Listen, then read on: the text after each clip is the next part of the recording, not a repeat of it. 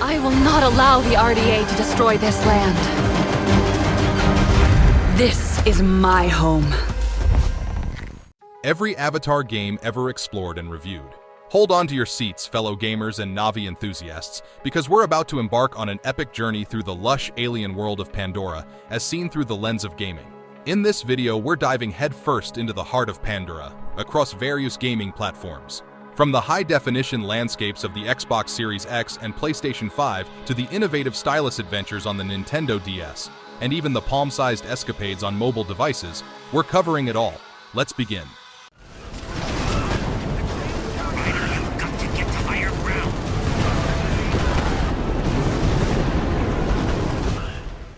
James Cameron's Avatar, the game, Xbox 360, PlayStation 3, and PC versions, 2009. After diving into Avatar the game, I found myself both intrigued and slightly disappointed. The game, a prequel to James Cameron's movie, introduces a new character, Abel Ryder, and is set in the lush jungles of Pandora. It explores the conflict between humans and the native Na'vi over a rare mineral.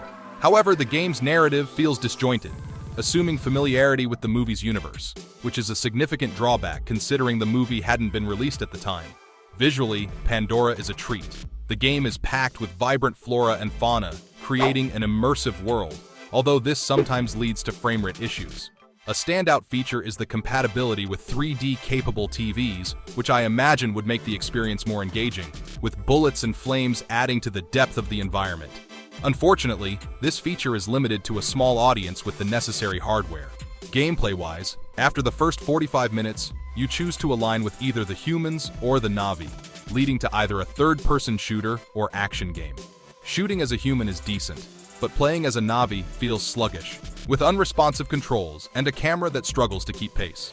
The game's weak storytelling left me disconnected from the plot, turning the gameplay into a series of repetitive quests and combat sequences. While there are attempts to enrich the experience with a leveling system, unlockable skills, and the ability to control vehicles or ride animals, these elements don't quite hit the mark. The multiplayer mode, hampered by the same control and combat issues, didn't hold my interest for long.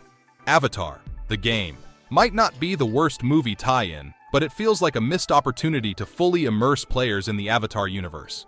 The game seems to rely heavily on the movie's success, which might not be enough to engage players fully. For those without a 3D TV, it might be better to watch the movie first to gauge your interest in the game's world.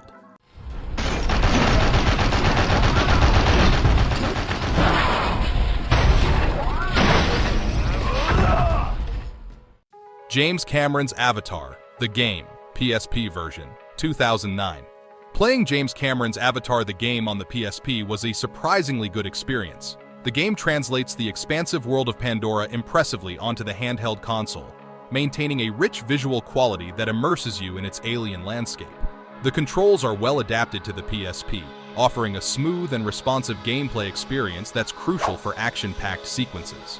The game's combat system is engaging, allowing for a variety of tactics and strategies, which keeps the gameplay fresh and exciting. The exploration elements are well executed, with the PSP's capabilities being used effectively to navigate the diverse environments of Pandora. However, the game did have its limitations. Being on the PSP, certain aspects like the scale of environments and the depth of interactions were understandably scaled down compared to console versions. Despite these limitations, the game still offered a solid experience, especially because of its small screen, which made everything look exceptionally crisp. Overall, the game stands out for its ability to deliver a solid and enjoyable experience on a handheld platform, making it a commendable adaptation of the Avatar universe for On the Being. Go gaming.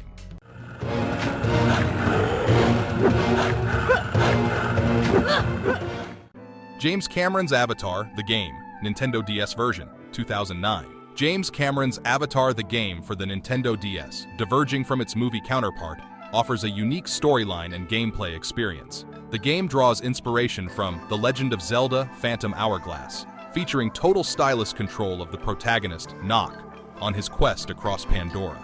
The combat is engaging, with various tools like a slingshot and bow and arrows adding to the gameplay depth. As Nock defeats enemies, he gains experience points to enhance his abilities and life, enriching the RPG elements. The game stands out for its absence of negative elements often found in similar titles, like endless sailing or repetitive dungeons. Flight sequences between Pandora's locales provide additional opportunities for experience gain, making the gameplay one of the game's highlights. The controls are generally solid, with a save anywhere feature and clear guidance on advancing the storyline. The story is decent, offering a fresh narrative different from the film, though more connections to the movie would have been beneficial. The lore provides a good backstory, adding depth to the game's world. However, the music, while creating a suitable ambiance, is somewhat generic and lacks impact. The graphics are commendable, with cel-shaded visuals reminiscent of Phantom Hourglass, though more dynamic action during cutscenes would have been welcome.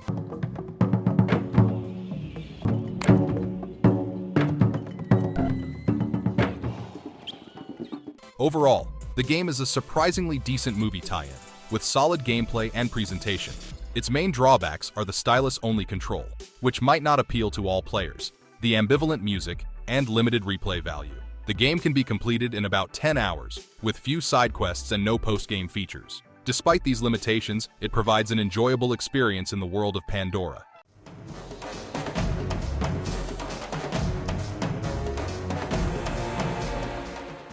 Avatar on iOS and Android, 2009. I found it to be a surprisingly solid experience for an early 3D mobile game.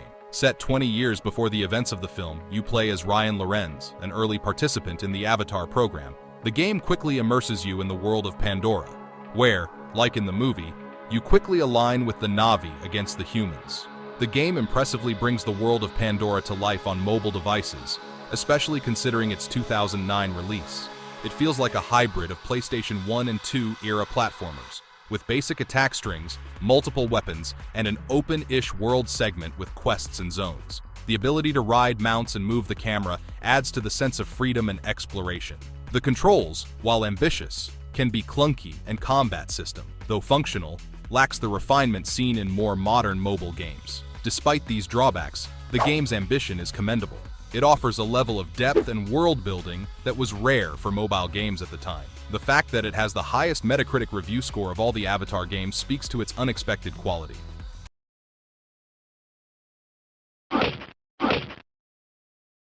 Avatar, the mobile game, 2009. It's a 2D platformer that takes inspiration from classics like Prince of Persia and Ninja Gaiden. In this Java-based game, players step into the shoes of Jake Sully, navigating the rich and vibrant world of Pandora. The game, however, doesn't strictly follow the movie's plot, instead offering a unique take on the Avatar universe. The gameplay is straightforward and simple, as expected from Java games of that era. Players engage in platforming challenges, combat, and exploration, all set against the backdrop of Pandora's lush environments. The game's controls are basic, reflecting the limitations of mobile phones at the time, but they managed to deliver a fun and engaging experience. I choose to protect my home. Avatar, Frontiers of Pandora, PlayStation 5, Xbox XS, and PC, 2023. After spending time with Avatar, Frontiers of Pandora, I'm left with mixed feelings. The game, set on the visually stunning Pandora, captures the essence of James Cameron's universe with its lush, detailed environments. The world is alive with weird plants and wildlife, making exploration a real treat. Flying around on mounts and experiencing the freedom of movement in this alien world is exhilarating. The game's visual fidelity, especially on a high-end PC, is impressive, though I did notice some pop-in issues and the occasional glitch. However, the game is not without its flaws. The story, set after the events of the first movie, follows a group of Na'vi children raised by humans. While the concept is intriguing, the execution falls short. The narrative didn't quite grip me, and many characters felt forgettable. The emotional beats often missed the mark, leaving me detached from the story. Gameplay-wise, Avatar, Frontiers of Pandora borrows heavily from the Far Cry formula, which can be a double-edged sword. The combat, while functional, didn't always feel engaging. The bow mechanics are decent, but the stealth system is limited, often leading to chaotic encounters rather than strategic takedowns.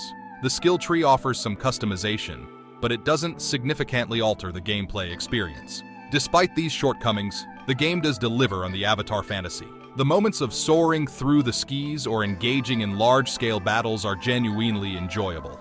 However, the presence of microtransactions in a full-priced game is a letdown, especially for cosmetic items in a single-player experience. Avatar, Frontiers of Pandora, is a game that will likely appeal to fans of the franchise and those who enjoy open-world exploration.